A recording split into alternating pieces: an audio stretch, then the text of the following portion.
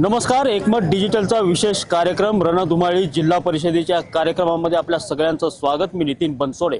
आज आपण आहोत देवणी मतदारसंघामध्ये, ज्या ठिकाणी भाजपची या अगोदर सत्ता होती आणि आता पुन्हा एकदा निवडणूक लागलेली आहे। कशा प्रकारची रणधुमाळी असणार आहे, माझ्यासोबत पाहू शकता सर्व पक्षाचे कार्यकर्ते आणि पदाधिकारी या ठिकाणी आहेत। शिवसेना असेल, भाजप असेल, काँग्रेस असेल, राष्ट्रवादी काँग्रेस असेल, या सगळ्या पक्षाची हे कार्यकर्ते आहेत। हे सगळे मंडळी या ठिकाणी आपापल्या निवडणुकीमध्ये काय व्हिजन असणार आहे या सगळ्यावरती बोलणार आहेत। एकूणच जर पाहायला गेलं तर पूर्वी भाजपची या ठिकाणी सत्ता होती, हे गृहीत धरल्याच्या नंतर आता जर सुरुवात करतोय मी भाजपकडून, मला सांगा भाजपनं गेल्या काळामध्ये कोणती कामं केली आहेत आणि कशा पद्धतीची कामं राहिली आहेत? नमस्कार, मी धोंडराज किशनराव गुणाले, हे बोरोळ जिल्हा परिषद गटातून उमेदवार म्हणून भाजपाकडून अधिकृत उमेदवार म्हणून थांबलेलो आहे। भाजपने केंद्रातलं जे सरकार आहे त्या माध्यमातून PM किसान असेल, पीक विम्याची कामं असतील, त्याचबरोबर सगळ्यात महत्त्वाचा मुद्दा आमच्या राज्य सरकारचा जी लाडकी बहीण आहे त्याद्वारे आम्ही लाखो बहिणींपर्यंत या मतदारसंघात पोहोचलेलो आहोत। आणि एक रस्त्याचं जे जाळं आहे ते या नवीन ज्या ठिकाणचे रस्ते तालुक्या जोड होते आणि राज्य जोड प्रकल्प जे होते ते पूर्ण तयार झालेले आहेत आणि काही कामं प्रगतीपथावर आहेत। यानंतरच्या काळात जे काही कामं राहिलेले असतील ते लवकरात लवकर पूर्ण करण्याचं आमचं ध्येय आहे।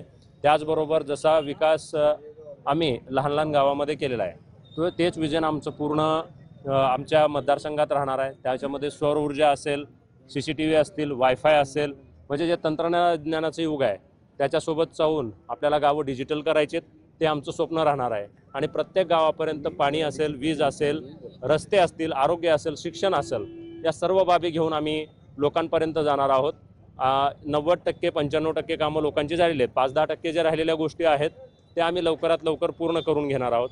आणि येत्या या निवडणुकीमध्ये सर्वच आमच्या देवणी तालुक्यातील जिल्हा परिषद बोरोळ गट असेल, जिल्हा परिषद वलांडी गट असेल आणि जिल्हा परिषद जवळगा गट असेल, तिन्ही गटातील जास्तीत जास्त संख्येने, जास्तीत जास्त बहुमताने आमच्या भाजपच्या सर्व उमेदवाराला विजयी करावं एवढी या ठिकाणी आपल्या माध्यमातून विनंती करतो। निश्चित स्वरूपात मला सांगा, जिल्हा परिषद आणि पंचायत समिती ही जी निवडणूक असते ही कार्यकर्त्यांची निवडणूक असते, स्थानिक लोक पातळीवरच्या लोकांची निवडणूक असते, लोकांचे प्रश्न मांडण्यासाठीची ही निवडणूक असते।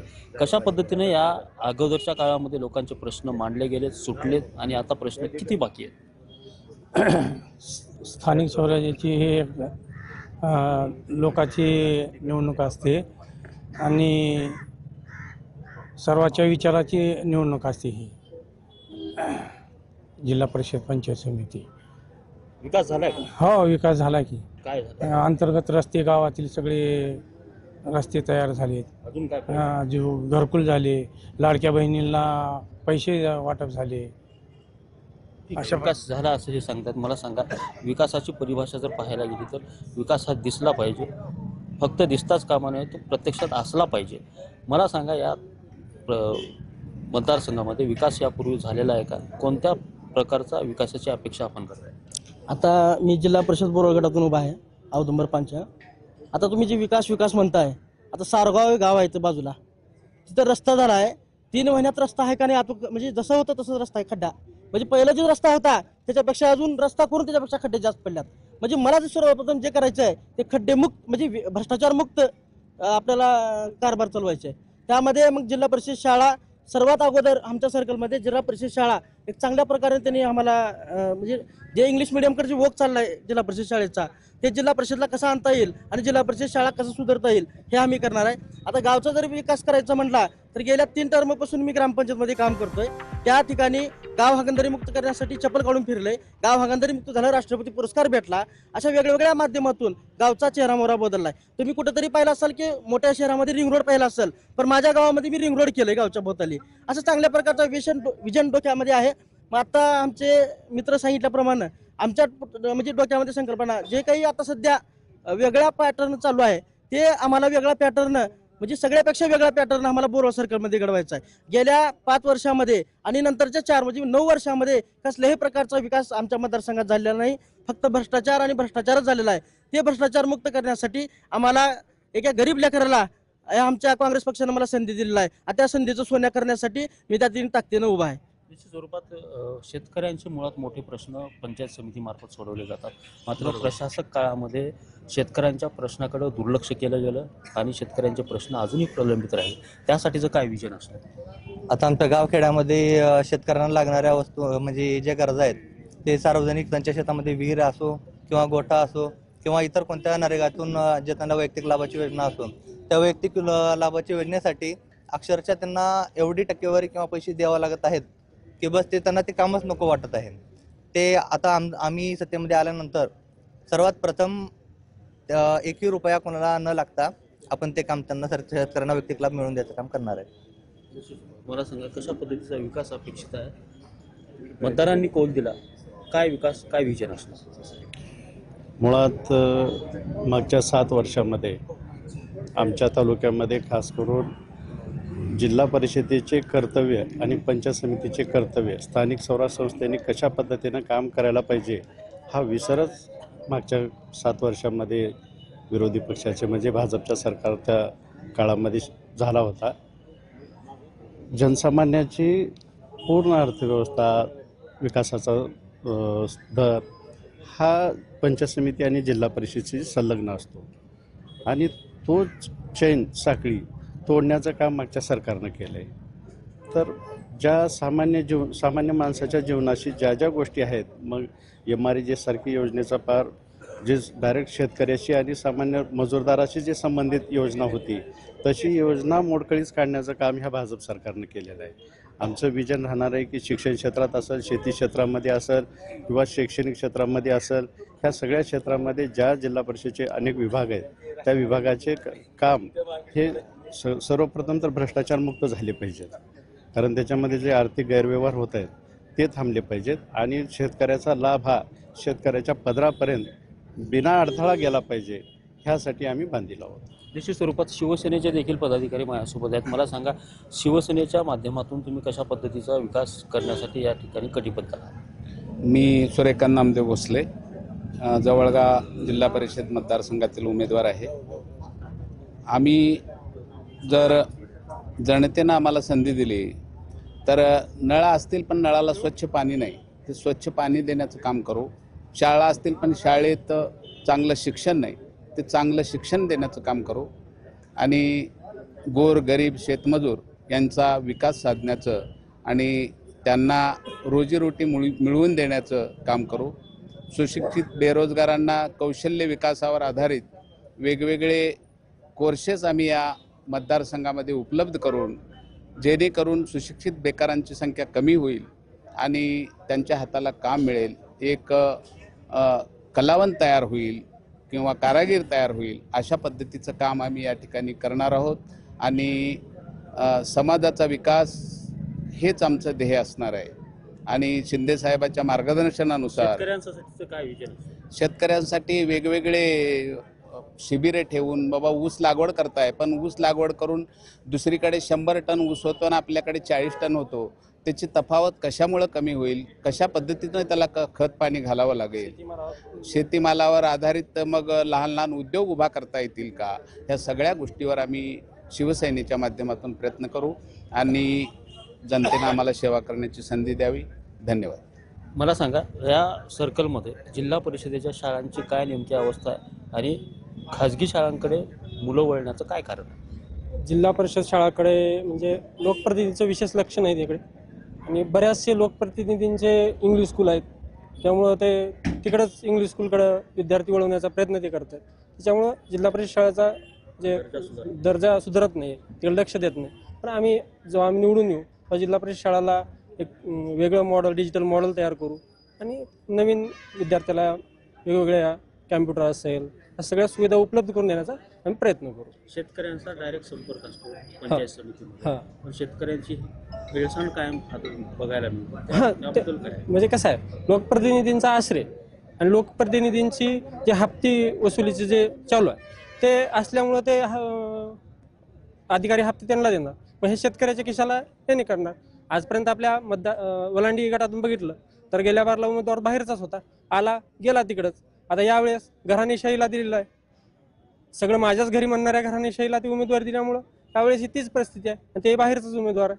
आणि त्यामुळं यावरलाही तेच परिस्थिती या मतदारसंघाची होणार आहे. त्यामुळं नक्कीच यावेळेस आपल्या जे उमेदवार आहेत शिवसेनेचे सौजनाबाई तानाजी बिरादार हे चालू उपसरपंच आहेत. त्यांनी शाळा सुधारण्याचा तिथं चांगल्या प्रकारे डिजिटल शाळा सैदपूर उमदापूरमध्ये केलेल्या आहे. पाणी पुरवठ्यासाठी 3 फिल्टरची व्यवस्था त्यांनी तिथे केलेली आहे. पण नंतर रस्ते असतील सगळं असं व्यवस्थित त्यांनी गावचा विकास केलेला आहे आणि येणाऱ्या काळात ते पूर्ण मतदारसंघात म्हणजे रस्ते असतील, शाळा असतील, पुन्हा शेतीसाठी छोटे छोटे उद्योग असतील, महिला सबलीकरण असेल, अशा विविध माध्यमातून ते नक्कीच मतदारसंघाचा विकास करण्यासाठी प्रयत्नशील असतात. निश्चित स्वरूपात अशा पद्धतीने माझ्याकडे आणखी सामान्य नागरिक देखील आहेत, सामान्य मतदार देखील आहेत. त्यांची काय नेमकं उमेदवाराकडनं अपेक्षा आहेत ते देखील जाणून घेऊया. सर, आता आपले तर पंचायत समिती आणि जिल्हा परिषदेची निवडणूक लागली तर आता माझं म्हणणं आहे, शिवसेना आहे, काँग्रेस आहे, राष्ट्रवादी काँग्रेस आहे, BJP आहे म्हणा, फक्त शेतकऱ्याचे प्रश्न मिटवा म्हणा. आता सुजी बेरोजगार आपल्या इथं भरपूर पडून आहेत म्हणा सांगा. आता इथं लाडक्या बहिणीचे जे कार्यक्रम राबलेले आहे त्याच्यामधून सांगतो, आता प्रत्येक घरामध्ये 1-2 बेकार मुलं आहेत तुम्हाला सांगतो, त्यांना नोकरी द्यावं किंवा शेतकऱ्याच्या मालाला भाव द्यावा म्हणा किंवा सर्वांचे प्रश्न मिटवा म्हणा, हेच मागणी आहे. कुणाही पक्षाचे राहणे तुम्हाला सांगतो, उमेदवार फक्त चांगला कार्य कुणाही पक्षाचा राहू द्या, फक्त त्याने कार्यकर्ता म्हणून तळागाळातील लोकांच्या समस्या जे येतात ते पूर्णपणे पार पाडले पाहिजे. पाणी असो, रस्ते असो किंवा सिंचन असो म्हणा किंवा आरोग्याचे प्रश्न असो म्हणा, हे जे समस्या आहेत लोकांच्या पूर्णपणे सोडले पाहिजे. किंवा आता लाडकी बहीण शासन करोडो रुपये खर्च करते, त्याच्यामध्ये प्रत्येक घरामध्ये तुम्हाला सांगतो भरपूर लोक बेकार आहेत. आज माझ्या घरामध्ये 2 मुलं बेकार आहेत, त्यांना 10,000 रुपये जरी दिलं तर ते लोक प्रगती करतील ना, आहे का नाही मला सांगा. मला काय आता शेतकऱ्याच्या मालाला भाव नाही तुम्हाला सांगतो, आता रस्ते नाही, प्रश्न नाही तुम्हाला सांगतो, काम होतात का पंचायत समितीमध्ये? होत नाही तुम्हाला सांगतो सर. आता पंचायत समितीला गेलं का नाही, आपण विहिरीला तुम्हाला सांगतो 20,000 रुपये घेते तुम्हाला सांगतो, गोठा जरी बांधा मला 5-5 रुपये घेते तुम्हाला सांगतो, बीडी वगैरे सगळे बीड वगैरे 5-5 रुपये घेतात. आता घरकुला तुम्हाला सांगतो इंजिनियर वगैरे 5-5 रुपये घेते तुम्हाला सांगतो. हे समस्या जे आहेत का नाही, काय समस्या आहेत मला सांगा, काय समस्या आहेत सांगा. सर्वसामान्य मतदार म्हणून कोण बोलणार आहे का? काय नेमकी समस्या आहे अशा पद्धतीने? सर्वसामान्य नागरिक आज मग सत्ताधारी असो किंवा विरोधी असो, यामध्ये होरपळला जाणारा हा सर्वसामान्य नागरिक आहे. त्यामध्ये आता कोणीतरी म्हणले भ्रष्टाचार मुक्त आम्ही कारभार करू. मला तर वाटत नाही की आमच्या दिवणी तालुक्यात कुठं भ्रष्टाचार होत नाही. प्रत्येक गोष्टीत भ्रष्टाचार आहे आणि त्यामध्ये सर्वसामान्य आता काही उमेदवार आहेत.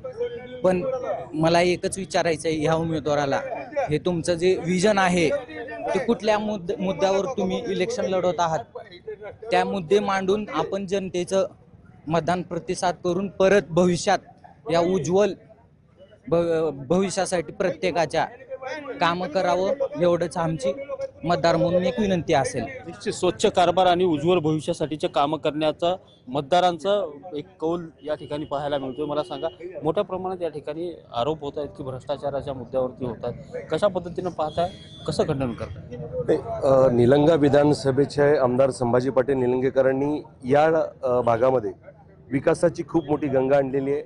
केवळ टेप रेकॉर्ड प्रमाणे एखादा नेता कुठला बोलत असेल आणि त्याच्यावर जर खालचे कार्यकर्ते रीत करत असतील, तो अतिशय आरोप चुकीचा आहे.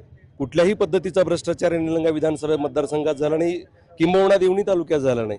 चांगल्या पद्धतीचे रस्त्याचे विकासाचे कामं असतील, सर्वसामान्य लोकांना आवडणारा विकास या भागाचे प्रतिनिधी म्हणून संभाजी पाटील निलंगेकर. विरोधकांचा जो आरोप आहे तो अतिशय चुकीच्या पद्धतीचा आरोप आहे. भ्रष्टाचार कुठेही झालेला नाहीये. जर भ्रष्टाचार झाले असेल तर त्यांनी कागदानिशी पुराव्यानिशी बोलावेत. उगाच कोणीतरी बोलतंय आणि आपला नेता बोलतोय आणि खाली कार्यकर्त्यांनी बोलावं, ही भूमिका कदाचित कार्यकर्त्याच्या भूमिकेसाठी योग्य असणार. मतदारही म्हणतात पंचायत समितीमध्ये घरकुलासाठी पैसे दिल्याशिवाय काम होत नाही. घरकुलाच्या आता सध्याचा जो प्रधानमंत्री घरकुलाचा विषय आपण पाहू शकताय, त्याच्यामध्ये शासन स्तरावर थोडेसे बदल झालेले आहेत. कदाचित सामान्य लोकांना शासन स्तरावरचे झालेले बदल माहिती नसावेत आणि त्याच्या पद्धतीनं थोडंसं पैशाला जर उशीर होत असेल तर त्याला असं म्हणता येणार नाही तिथं भ्रष्टाचार झालेला आहे. शासन स्तरावर चांगल्या पद्धतीचे घरकुलाच्या योजना आहेत. सामान्य लोकांना अधिकचे पैसे कसे देता येतील आणि घरकुलाच्या योजना यशस्वी या सरकारनं त्यांच्या कार्यकाळात केले. स्वच्छ कारभार आहेच, एकही रुपयाचा भ्रष्टाचार झाला नाही. मागच्या 14 वर्षामध्ये एकही भ्रष्टाचार, 10 वर्षामध्ये भ्रष्टाचाराचा आरोपच भारतीय जनता पार्टीवर झालेला नाही. आपण स्वच्छ कारभार झाल्याचं सांगताय. आता आमच्या मित्राने जे सांगितले, जसं की मांजर हा गाव त्याच्याबरोबर आपणच झाकून ठेवा अशी कंडिशन आहे. आता तुम्हाला जर लाईव्ह पाहायचं असेल तर तुम्ही माझ्या संगत येऊ शकताय. असे कित्येक रस्ते आहेत, ते रस्ते करून 3 महिने झाले नाहीत, पण तिथं आता खड्डेच खड्डेत. म्हणजे अगोदरचा रस्ता चांगला होता पण नंतर केलेला खराब झालाय. अशी उदाहरणं तुम्हाला 4-5 दाखवतो मतदारसंघात. समजा वरून जर मंत्र्यांनी समजा चांगले कामं देत असतील पण इथले जे कार्यकर्ते आहेत, इथलं जे भ्रष्टाचाराचं आहे ते कळस गाठलेत. कळस उंचीचा आहे तर कळस संपलेला आहे. आता समजा घरकुलाचा विषय असेल, कुठलाही माणूस कुठलंही घरकुल कधीही कुणालाही एकही माणूस दाखवा जेवढे काही घरकुल आहेत त्या माणसाने त्या माणसाला पैसे दिले नाहीत. घरकुलला 5,000 आहेत, विहिरीसाठी 10,000 आहेत, तर पुण्या गावात 20-20 हजारापर्यंत किवारी चालली आहे. हे जे भ्रष्टाचार चाललंय हे प्रत्येक माणसाला माहिती आहे ना. आज आम्हाला समजा आम्ही समजा निवडणुकीला थांबलोय पण सर्वसामान्य माणसात जाऊन तुम्ही विचारा किती मोठा भ्रष्टाचार चालू आहे. त्याच्यामुळे आमची विनंती आहे, आज बदलत चाललंय. समजा जसं लातूर जसं बदललं तसं याच मतदारसंघात आमचं काँग्रेस पक्ष आणि प्रत्येक माणसाला कळलंय आता काँग्रेसशिवाय पर्याय नाही.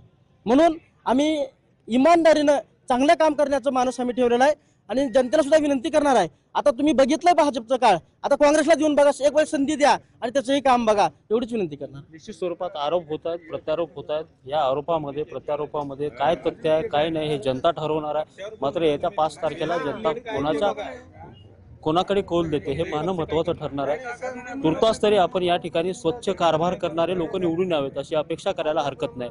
नितीन बनसोडे, एकमत डिजिटल, लातूर.